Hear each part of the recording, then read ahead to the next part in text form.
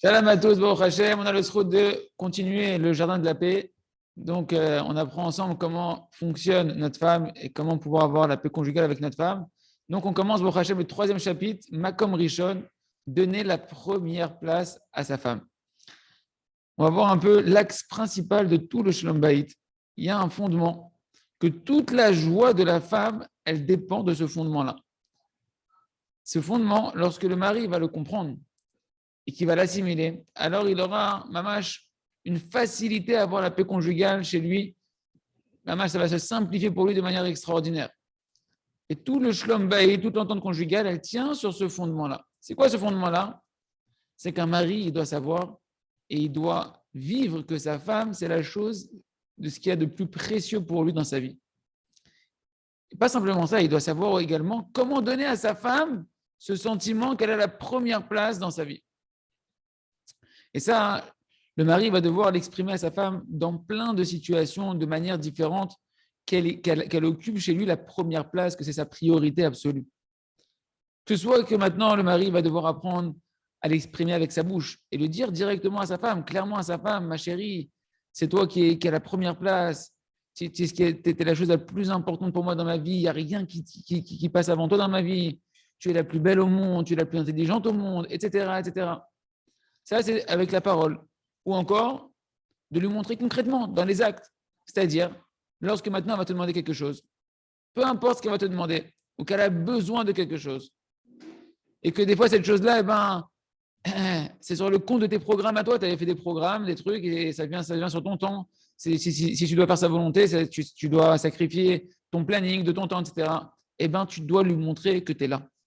Ou bien, par exemple, si jamais qu'il y a un sujet où vous n'êtes pas d'accord et que vous êtes en désaccord, être capable de pouvoir annuler sa volonté et faire la volonté de sa femme. Et comme ça, tu vas montrer véritablement à ta femme qu'elle est importante pour toi et qu'elle est plus importante que tout, qu'elle se tient chez toi un match au premier rang dans ta vie, ou dans d'autres termes, quelle est ta priorité absolue dans ta vie, quelle est la première place dans ta vie.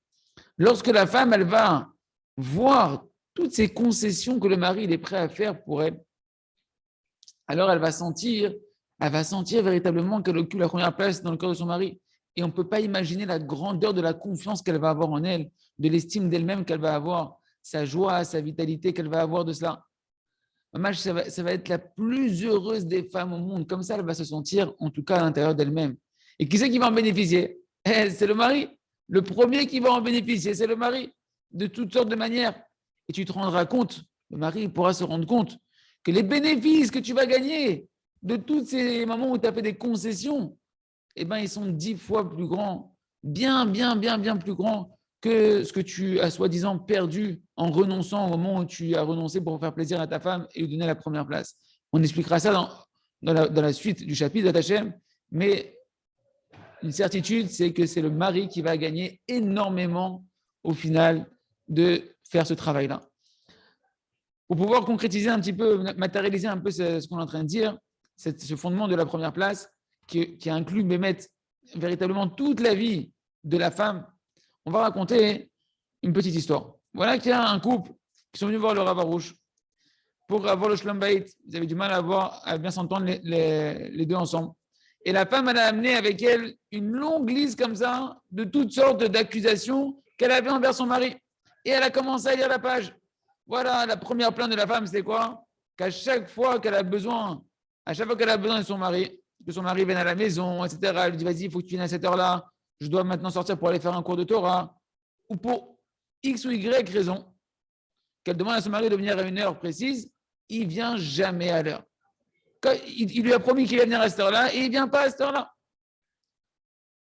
Alors je me suis tourné vers le mari, il me dit, le Rav, et je lui ai dit, dis-moi, pourquoi tu ne viens pas à l'heure? Et le mari, il a répondu, il a dit, voilà, quoi d'arabe, je vous assure, croyez-moi, toutes les fois où je suis en retard, c'est pour le bien de ma femme et de notre maison. Soit pour amener la parnassa, soit parce qu'il y a des choses qui sont très importantes à organiser. Si ce n'était pas des choses importantes, est-ce que je viendrais en retard? Est-ce que je ne sais pas qu'elle m'attend? Mais qu'est-ce que je peux faire? À chaque fois, il y a quelque chose de très, très, très pressant qui se présente devant moi et qui m'empêche d'arriver à l'heure. Elle ne peut pas comprendre ça. On ne peut pas comprendre que des fois, les choses qui sont importantes et que c'est pour le bienfait de tout le monde. Je ne suis pas en train de rigoler, je vous assure, Rav. Chaque fois que je ne suis pas là, c'est quelque chose d'important. Et là, les amis, le Rav, il commençait à lui expliquer, il lui dit, sache que tu as une grande erreur dans ton raisonnement. Ta première nécessité, ça doit être le besoin de ta femme. Ta femme, sache que ça doit être la chose la plus importante au monde. Et de toutes les manières, si la raison pour laquelle tu es tellement occupé à tes affaires, c'est parce que Baruch Hashem, tu as la aslacha dans tes affaires et ça marche et ça tourne, etc. Alors c'est sûr que tu dois mettre une limite, une certaine limite dans ton temps pour pouvoir consacrer du temps au travail et donner du temps à ta femme et lui laisser une place dans ta vie. Et sache que c'est seulement par le bonheur de ta femme, quand ta femme elle sera heureuse, que ta aslacha, ta réussite dans ton métier, dans ton travail, elle va continuer à perdurer. Et si maintenant, tu me dis que tu es tellement occupé parce que tu as des problèmes, parce que tu as des dettes à gérer, etc., que tu nous en préserves, alors, pareil, ici aussi, tu dois mettre une limite. Est-ce que tu vas courir 24 heures par jour pour régler tes problèmes de dette? Là aussi, tu dois mettre une limite et donner à ta femme sa place. Et c'est seulement comme ça que tu auras l'aide du ciel pour sortir de tes problèmes et de tes dettes. Et il dit, comprends que ton erreur, l'erreur que tu fais, qui fait que tu souffres de tous tes problèmes d'entente conjugale, qui entraîne avec eux beaucoup d'autres problèmes, c'est parce que tu ne mets pas ta femme à la première place dans ta vie. Toutes tes autres occupations, elles sont plus importantes qu'elle. Et donc, tu n'as pas ce principe-là que ta femme, elle a besoin de sentir la première place dans ton cœur. Toi, tu dois être prêt à tout renoncer et annuler pour elle. Et j'explique au mari, nous dit le Rav, qu'il faut que sa femme elle soit plus importante que tout au monde. C'est-à-dire quoi? Plus important que tout autre homme, plus important que toute autre affaire. Et que si véritablement il arrivait à ressentir ça dans son cœur, si vraiment c'était une réalité dans son cœur, alors c'est évident qu'il ne mettrait pas de côté ce que sa femme lui demande d'aucune manière. Peu importe la raison aussi importante qu'elle soit. Et automatiquement, il viendrait à l'heure au rendez-vous qu'il a donné à sa femme. Et il ferait ça avec de la joie, avec de la volonté, avec de l'empressement. Parce qu'il sentirait véritablement pour lui que c'est important de faire plaisir à sa femme. Et je lui ai expliqué encore que s'il prenait un tout petit peu conscience de la longue liste que sa femme venait d'amener ici, avec tous les arguments qu'elle avait, toutes les plaintes qu'elle avait contre son mari, qu'elle avait préparées, elle dit, tu verras, si tu regardes bien, que toutes ces plaintes, en réalité, et toute sa souffrance, tout provient du fait qu'elle ressent au fond qu'elle n'a pas la première place dans ton cœur. Et il dit, regarde, elle te parle, et de quoi elle se plaint? Que toi, tu as la tête ailleurs. Elle te demande de faire des choses, et toi, tu oublies de faire ce qu'elle te demande. C'est quoi l'intériorité de ces plaintes? C'est qu'en réalité, elle sent que tu ne lui as pas donné de l'importance, la plus grande importance dans ton cœur. Et automatiquement, dès que tu as une chose qui est importante pour toi, qui se présente devant toi, comme c'est plus important que ta femme, dans ton échelle des valeurs, ça se manifeste sous différentes formes que ta femme, elle passe après. Et la femme, elle était à côté, elle entend tout ça.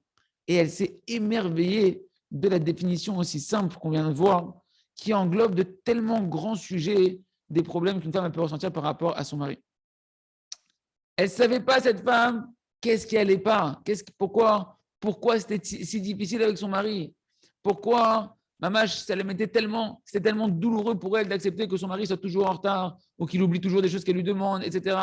Et des fois, la femme a pensé elle-même qu'elle exagérait avec ses demandes par rapport à son mari. Mais quand elle a entendu l'intériorité des propos qu'on vient de voir ici, elle a compris exactement qu'est-ce qui l'a dérangé chez son mari. Elle a ressenti, en fait, d'après toutes les plaintes qu'elle avait, c'est quoi, en fait, qu'elle n'avait pas compris? C'est qu'elle sentait qu'au final, elle n'était pas la chose la plus importante dans le cœur de son mari. Et ça, pour une femme, c'est quelque chose d'insupportable. Et quand j'ai dit à la femme, c'est bon, vous pouvez continuer maintenant la liste, c'est quoi la plainte suivante que vous avez de votre mari? Elle a dit, c'est bon, je n'ai pas besoin de continuer ma liste. C'est rien qui comprend ce point-là que vous venez de parler maintenant, ça me suffit. Vous avez réussi, Rav, à mettre le doigt et à définir précisément le problème de mon mari, que j'ai avec mon mari. Et s'il répare ce problème-là, toute la liste que j'ai amenée, en réalité, je me rends compte qu'elle est superflue, qu'elle n'est pas nécessaire, qu'on la détaille. On va expliquer c'est quoi, les amis, l'intériorité de ce fondement-là. C'est qu'en réalité, la femme elle a besoin d'oxygène pour vivre. C'est quoi cet oxygène? C'est l'honneur que le mari va lui donner. Pour comprendre l'intériorité de ce point-là, de donner la première place, l'importance de donner la priorité à sa femme dans tous les domaines de sa vie, il faut comprendre que Kadosh Baruch Hu, il a créé la femme de telle manière que toute sa vitalité, elle la puise de son honneur. Comme c'est marqué dans Tehillim 45, tout l'honneur de la princesse se trouve à l'intérieur. Ça veut dire quoi? À l'intérieur, c'est que mamash, son intériorité de la femme, la princesse d'Israël, eh ben, sa vitalité à l'intérieur, elle la puise du kavod, de l'honneur. Et pour ça, la femme, il faut comprendre, la femme, elle est prête à tout renoncer, sauf à son kavod. Pour elle, renoncer à son honneur, c'est comme renoncer à l'oxygène. Elle ne peut pas, elle a besoin de respirer, elle a besoin d'honneur. Ce n'est pas de l'orgueil, c'est sa nature. Comme ça, Hachem, il veut que la femme, elle fonctionne par rapport au mari. C'est pourquoi tu ne peux pas vivre avec une femme comme tu vis avec un copain, avec un homme, avec un ami, avec un associé. Ce n'est pas pareil. Tu ne peux pas dire, ouais, moi, je me comporte bien, tu te comportes bien, c'est bon, on est tranquille. Pas du tout. Celui qui veut vivre avec sa femme, il doit connaître l'essence de sa femme, comment Hachem, il l'a créée, comment elle fonctionne. Quelle est son intelligence, son intellect, quel est son mauvais penchant, à quoi elle pense, comment elle pense, qu'est-ce qui est important pour elle, etc. Et essentiellement, il doit savoir que la chose la plus élémentaire et la plus fondamentale dans l'âme de la femme, c'est qu'elle a besoin d'honneur. Toutes les femmes, pas ta femme, toutes les femmes, elles ont besoin de l'honneur de leur mari. Et l'essentiel de l'honneur, bien qu'on avait vu du côté négatif, c'était de ne pas faire de reproches, mais ici, dans le côté positif, ici, ça va être de lui donner la première place, qu'elle sente que dans le cœur de son mari, elle est la chose la plus importante dans les yeux de son mari, qu'elle se sente qu'elle est aimée plus que tout dans le cœur de son mari. Et si le mari n'a pas compris ça et qu'il ne sait pas ça, et qu'il ne sait pas comment donner ce sentiment-là dans le cœur de sa femme, alors il ne pourra jamais réussir à véritablement rendre sa femme heureuse. Dans ce chapitre-là, on va voir plusieurs exemples. Comment on peut concrétiser, comment on peut exprimer justement ce rapport d'un homme par rapport à sa femme, de lui faire sentir à sa femme quelle est la chose la plus importante. Mais attention, écoutez bien ce que je veux dire ici, c'est très important ce que le Rav nous dit ici. Attention, attention, attention. On ne doit pas oublier que tout ce qu'on va voir maintenant dans les prochaines pages de la Hachem, ce ne sont que des exemples, mais que l'essentiel, c'est le message intérieur qui est contenu dans les exemples. Et ce message-là, il va falloir que chaque mari, chacun d'entre nous, va devoir l'intérioriser et le faire pénétrer avec beaucoup de prières et de travail sur soi pour faire pénétrer dans notre cœur les paroles, le message fondamental. Afin que quoi? Que la femme, elle ressente vraiment, pas qu'elle voit un spectacle, qu'elle ressent vraiment quel est ce qui est de plus important chez son mari.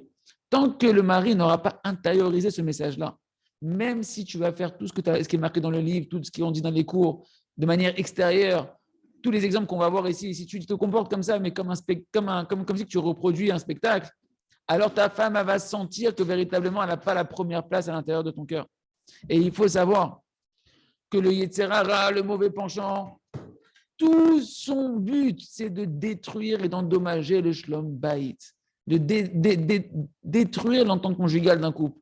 Et donc, le mari, il a beau étudier et écouter les cours qu'on est en train de faire, il ne pourra pas concrètement réaliser ce qu'on est en train de dire et se comporter dans chaque situation de la bonne manière, si ce n'est qu'il multiplie les prières et qu'il demande au Créateur, Ribono Shel Olam, aide-moi à mériter chaque parole que tu dis ici, que chacun d'Hachem, il prenne sur lui 10 minutes, 15 minutes, s'il peut une demi-heure par jour dans son Idbo des doutes, dans sa prière, dans sa langue maternelle avec Kadosh Baruch Hu, de prier à Hachem, d'accomplir ce qu'il étudie ici, afin que véritablement, il donne la première place à sa femme, qu'il ne fasse pas de reproches à sa femme, qu'il fasse des compliments à sa femme, et qu'il arrive à agir véritablement dans l'intériorité des choses qu'on est en train de dire, afin qu'il donne de l'honneur à sa femme, que sa femme se sente la plus heureuse de toutes les femmes, et qu'ainsi, elle fasse tous les désirs de son mari, Bat Hashem, Chazak, Venit Chazek.